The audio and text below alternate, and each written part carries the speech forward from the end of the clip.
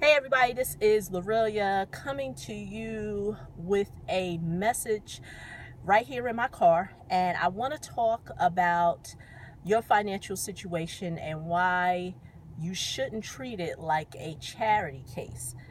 And what do I mean? I'm going to just be honest with you. A lot of people are not going to like this message, but it's something that I want to talk about because it's something that I've observed on a daily basis. And what do I mean by that on a daily basis? Usually by the emails that I get, or individuals who try to get in touch with me via email, social media, what have you. And when I say treating your situation about like a charity case, some people don't want to own their stuff, and I've did videos about this before, but I really want to zero in on the topic of treating your situation like a charity case. I just want to give you a little outline or background of some of the, messages that I get. And like I said, this is for those, because I know there's some people like, oh no, Lorelia, when I reach out to you, that's not my position, and I understand. So of course I'm not talking to you, but I'm talking to the individuals who pretty much outline their situation like this. Hey, I'm financially in this place, in debt, my credit score is low, the list goes on and on and on, laying out their financial situation, and I need help.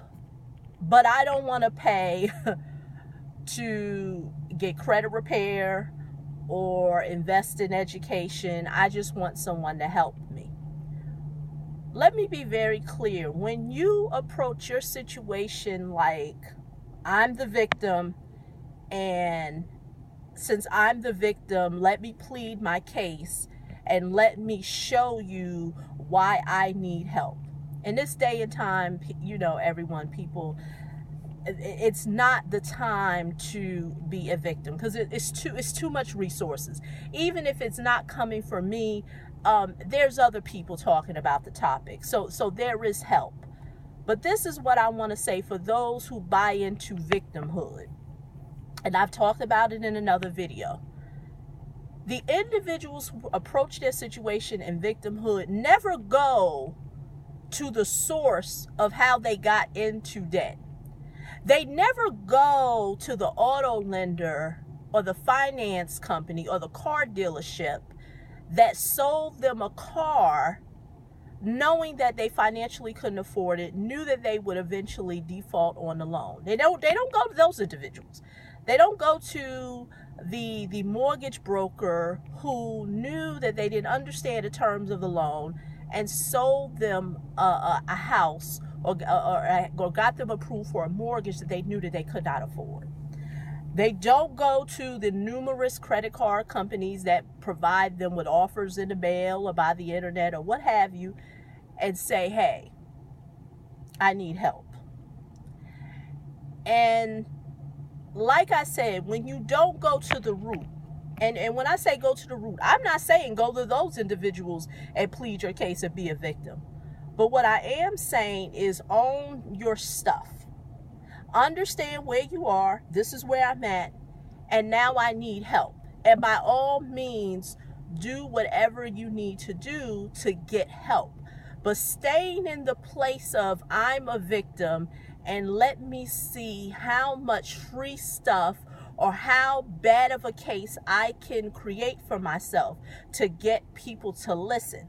Because like I said in another video that I did, it's interesting that people don't want to pay for information that can help them or services that can help them, but they will pay for the things that got them in debt. So they had no problem with buying that overpriced car or that home that they couldn't afford, or all the doodads and the trips and just the stuff with the credit cards. They had no problem with doing that. They justified that. That was a reason of doing what it is that they did. They can get that. But anything else that can help them financially, they're not going to do it. And this is what I want to say, to after, saying all that about victimhood or whatever. There is a wealth transfer that is being taken place. And I know you may be wondering, okay, Lorraine, well, what does this have to do with the subject? Let me explain this to you, ladies and gentlemen. Now is the time to really understand how finances work, how money works, because the transfer that is taking place, and I know already when people think wealth, they start thinking Beyonce and Oprah Winfrey and LeBron and Mark Zuckerberg. No, I'm not talking about wealth, because wealth to me is the ability to have more inflows of income than you have outflows, and the inflows is not money that you actually have to actively work for, which would be from a job. But that's a whole nother subject of talking about, the difference between different types of income. Whatever that picture looks like for you, now is the time to get a grasp of it, because it will truly give you clarity with your finances. So I want to go back to what I mean when I say a wealth transfer is taking place. Now is not the time to be a victim, because this is what I want to tell you. We live in the day and time where what is happening to individuals economically, they do not understand it because it is not visibly in front of us. And that's why I say the wealth transfer that is taking place. Many of us did not live during, and that's anyone who is watching this video, because 9 times out of 10, if there's any individuals who are still living, they are way into the hundreds of years of life on this earth. The last wealth transfer that took place was during the 20th century, 1900. At that time, I don't mean to give a history lesson, but bear with me. During that time, that was the development of manufacturing, and that created many of the big industries that are no longer viable today.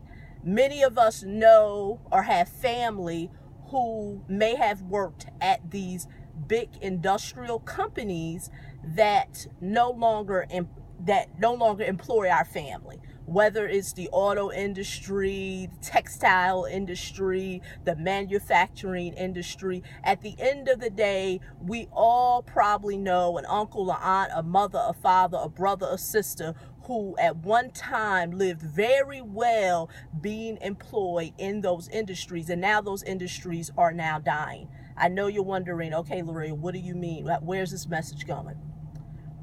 When I say the next wealth transfer that is taking place, see, during that time, the 1900s, when all that industry was being created, you saw it.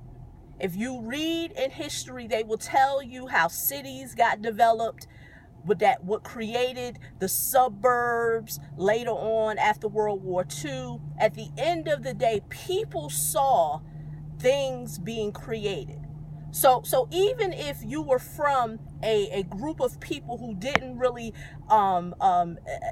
get to take part in all that wealth that was being created, because the truth of the matter is, yeah, I totally get it. There was a group of individuals of us, be it African American, who may have not taken advantage of all the wealth transfer that was taking place during that time. But at the end of the day, it happened. Now is the time that the next wealth transfer that will take place, race, color, religion, creed, what have you, will not matter. And that is why I say that when it takes place now, it will not be visible to you. You will not see it out in the street, in your neighborhood, or whatever. It will happen online. And that's going to go back into what I'm talking about individuals who take a place in victimhood.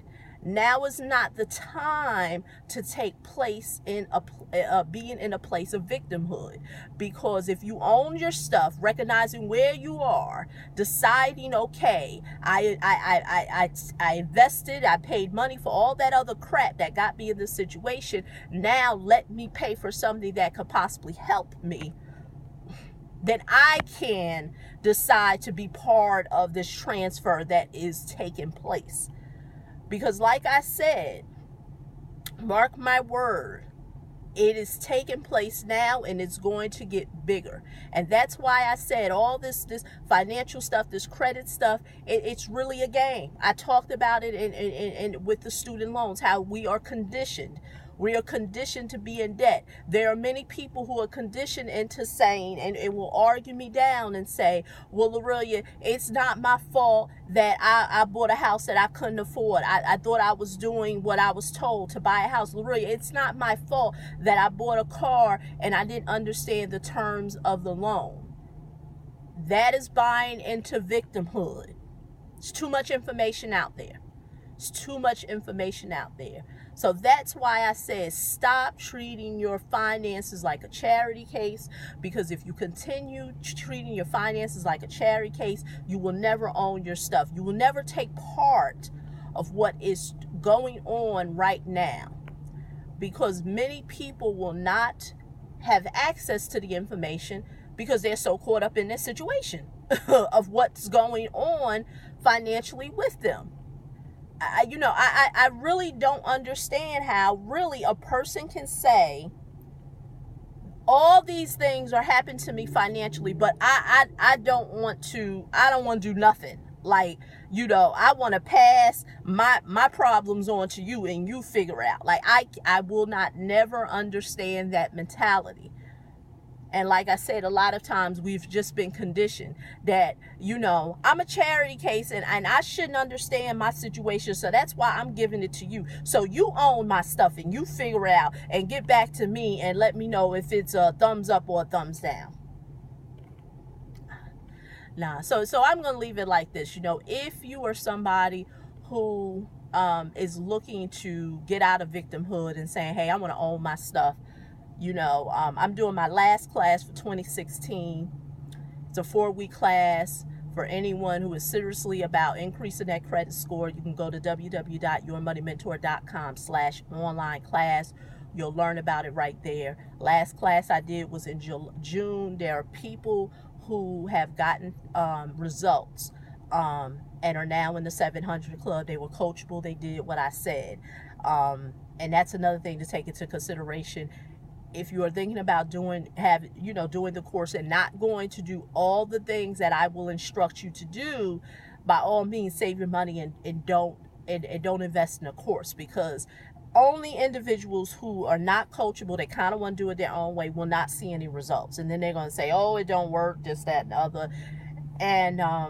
And so that's why I said, the individuals who I've worked with who've gotten results decided and said, hey, my way's not working. Let me listen to what it is that you have. So once again, the website is www.yourmoneymentor.com/online class. And like I said, stop being a victim and be a victor. Okay, so this is Lorelia. Hope you have a great day. Bye-bye.